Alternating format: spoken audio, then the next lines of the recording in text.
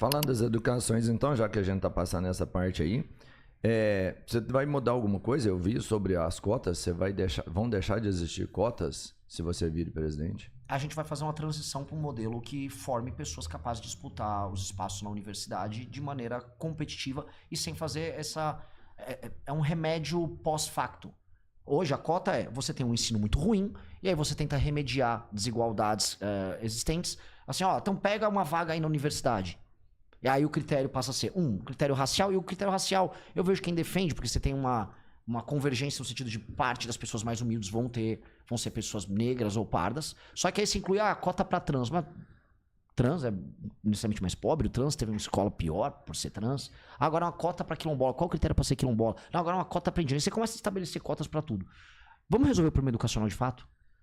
Vamos focar nos índices educacionais que funcionam, vamos alfabetizar as crianças, depois vamos escolher quais são as crianças que estão tendo melhores desempenhos, fazer provas, e vamos dar bolsa para essas crianças poderem concorrer em igualdade de condição com o aluno na escola particular. Vamos pegar o aluno na base, melhorar o ensino dele, e para já fazer ele concorrer em igualdade de condição, ele está no 2º, 3º, 4º ano, vamos dar uma bolsa ou na melhor escola pública ou na melhor escola privada da região dele.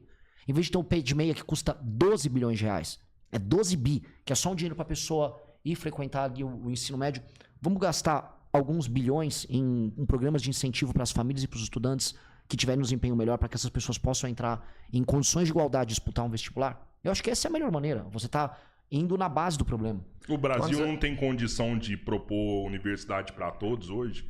Eu já ouvi falar que o que se gasta no ProUni hoje é suficiente para você abrir vagas para todas as pessoas que querem entrar na universidade. Eu acho que, primeiro, não tem sentido a gente ficar fazendo universidade para todo mundo, porque a função da universidade não deveria ser essa. Sério? E nem tem que ser essa. Eu acho que não. Vamos pegar a Alemanha. A Alemanha ela oferece ensino técnico para a maior parte das pessoas, ou 50% aí das pessoas que formam a massa de trabalho delas. A ideia de que você precisa ter todo mundo diplomado não necessariamente atende uma necessidade real de formação de mão de obra para ter uma vida e a construção de uma vida com uma renda decente. Não necessariamente... Isso me parece às vezes um ato de vaidade, de falar, você vai ter uma grande universidade. Às vezes você não precisa disso. Inclusive no mundo que a gente está vivendo, não necessariamente você precisa disso. Você pode ter cursos técnicos que você vai passando ao longo da tua vida e se qualificando para construir uma carreira. Mas se a gente hoje abre a universidade para todos, eu acho que a gente consegue resolver ao mesmo tempo vários problemas no país. Por exemplo, saúde, né? Hoje saúde é um produto no Brasil, porque para fazer medicina hoje você gasta 20, 25 mil reais na universidade, é caríssimo, né? Não tem vagas na universidade pública, e se você tivesse vagas o suficiente para atender essa demanda, você ia jogar o preço da saúde hoje do Brasil lá embaixo. Mas é um problema de formação, porque em tese o setor privado está oferecendo essas vagas para pessoas que estão saindo do ensino básico muito ruim, e você está formando médicos que estão saindo despreparados hoje. Há uma grande discussão dentro do meio sobre isso. Sim, e também. essas pessoas estão saindo do ensino privado, em grande medida. E se eu olhar o ensino público, o Brasil gasta mais com educação do que as nações da OCDE. E o custo por aluno na universidade pública brasileira, ele é similar, mais ou menos coisa de 15 mil dólares por aluno, igual ao valor da OCDE. E mesmo assim a gente não está aumentando a produtividade nossa. Então tem um erro, que é o grande problema que a gente critica, que é um erro de gestão. E aí quando eu somo, porque a gente também quer encarar esse outro problema, quando eu somo os investimentos que nós fazemos com essas renúncias, etc., para políticas na iniciativa privada, a gente só financiou uma indústria de péssimas universidades que não tem uma função nenhuma, além de endividar a pessoa, gerar gastos, criar oligopólios educacionais inúteis, e que no fim do dia, no frigir dos ovos, não está melhorando a produtividade do trabalhador brasileiro. Não é mais fácil acabar com renúncias e certos incentivos e focar tudo no ensino básico? Até porque quando a gente compara com a OCDE, de fato, o Brasil gasta na universidade pública o mesmo valor que a OCDE gasta. Só que no aluno do ensino básico a gente gasta muito menos. Muito menos. E eu acho que a gente tem um problema de recurso no ensino básico, sim, mas de gestão no ensino básico. No ensino superior também. A gente gasta muito mais com folha do que com a parte de infraestrutura.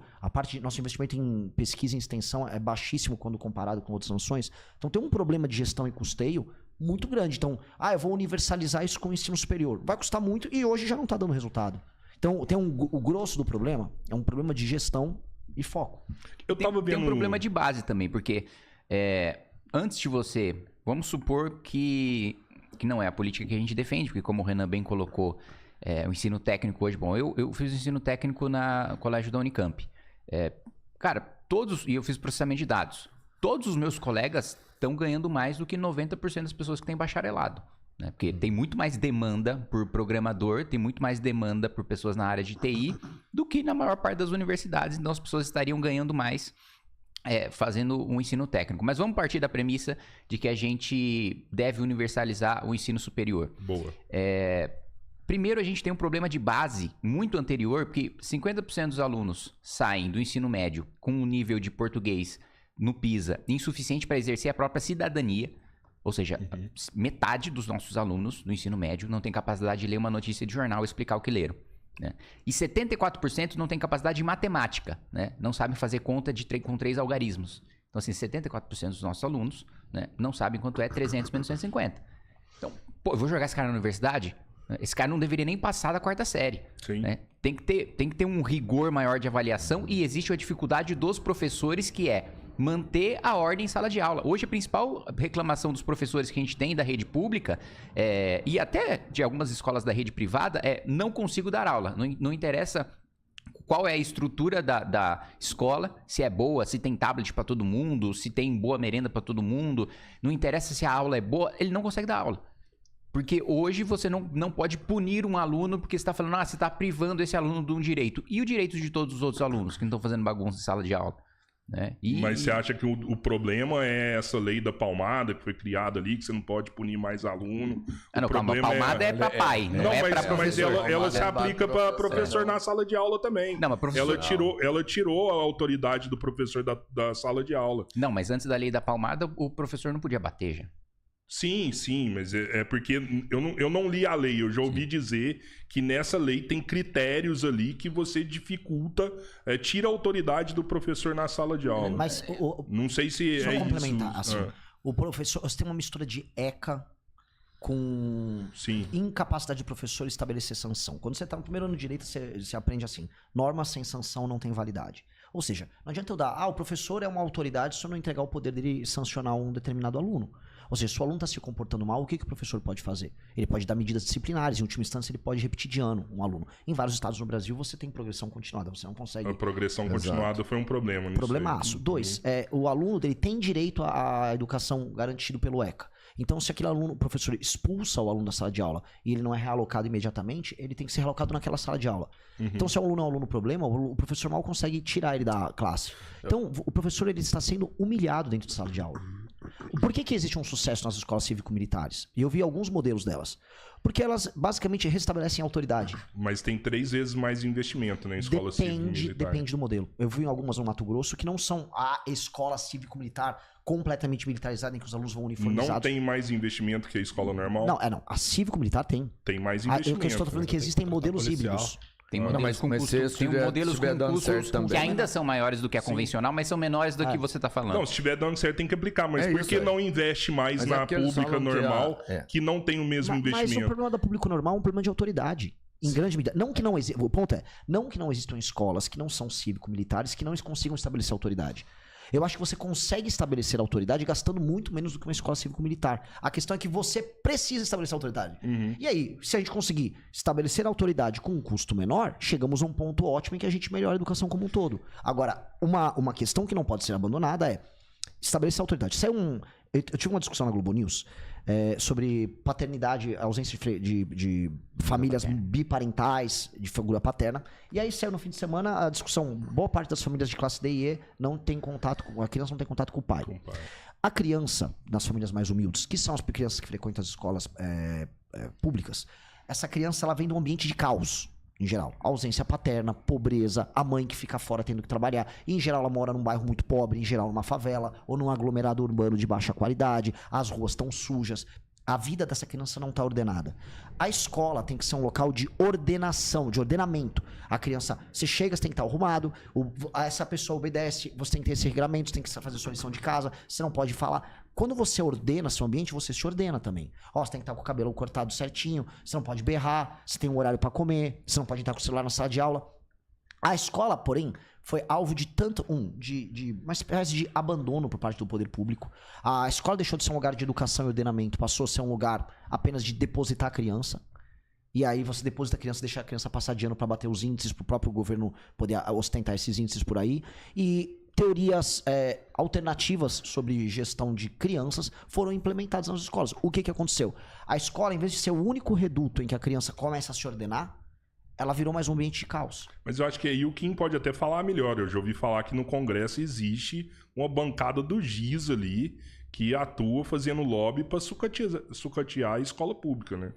Não vejo o lobby para sucatear a escola pública. O que eu vejo é o contrário. Eu vejo uma bancada que se diz da educação, mas que só se preocupa com gasto. Só se preocupa com você aumentar o custeio do dia a dia. Então, por exemplo, no desenho da lei do Fundeb, né?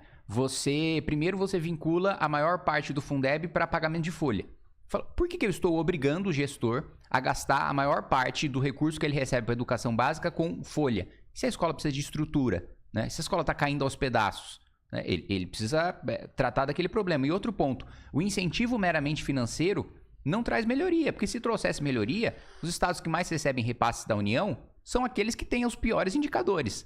Né? Então, se você só injetasse dinheiro, o Maranhão estaria no topo do IDEB. O Maranhão e o Pará estavam voando. Pará estava no topo do IDEB. E aí, outro dado importante, a maior parte, os estados que receberam os maiores repasses do Fundeb ou pioraram a educação ou se mantiveram na mesma coisa. Então, assim, sem ter o controle, sem ter a avaliação, não adianta de nada, que é um dos pontos de sucesso da educação básica do Ceará. Ia falar né? isso. Eu ia te perguntar isso. O Ceará, ele premia aquela que melhora o seu indicador, não aquela que tem o pior indicador, recebe necessariamente mais sem avaliação. Do Ceará. Isso. Sobral gasta menos per capita, ou gasta dentro da média nacional por estudante, e ao mesmo tempo apresenta índices melhores. É óbvio que o problema é de gestão. Por que não fosse gestão, tanto no ensino básico quanto no ensino superior, por que a gente gasta por aluno mais ou menos igual à média da OCDE, mas nosso desempenho como um todo, não só das nossas universidades, mas nossa produção científica ela é muito menor? O gasto. O gasto por si só não quer dizer muita coisa. Existe uma questão que é gestão. A gestão, em grande medida, vale mais do que o gasto. A gestão vale... Se eu acreditasse que gasto valesse mais do que gestão, então eu estaria muito atrás do Zema e do Caiado nas pesquisas. Estão gastando muito mais dinheiro do que eu. Então, indo pior do que eu. Bom exemplo. Lógico que gestão vale mais do que gasto puro e simples. Gasto, você pode queimar o dinheiro numa fornalha. E o problema é que os nossos critérios para gestão não são critérios, vamos dizer, funcionais para melhorar nada. E em quase todos os setores. E quando a gente compara com todos os modelos de nação que funcionam, até com modelos culturais ou políticos diferentes, eles trabalham na linha do incentivo certo, com a orientação correta. Você pode ter, assim, a gente pegou, por exemplo, o modelo nosso da lei de responsabilidade gerencial para administração de províncias e municípios. Eu vou pegar coisas similares do Japão, da China, algumas coisas da Itália, regimes completamente diferentes de si, culturas completamente diferentes entre si. Mas quando o incentivo é orientado para a direção certa, ele vai funcionar. O problema é que o incentivo não está orientado na direção certa no Brasil. Quer conhecer cada vez mais o porquê a missão é o melhor caminho? Se inscreva e deixe seu like para mais cortes como esse.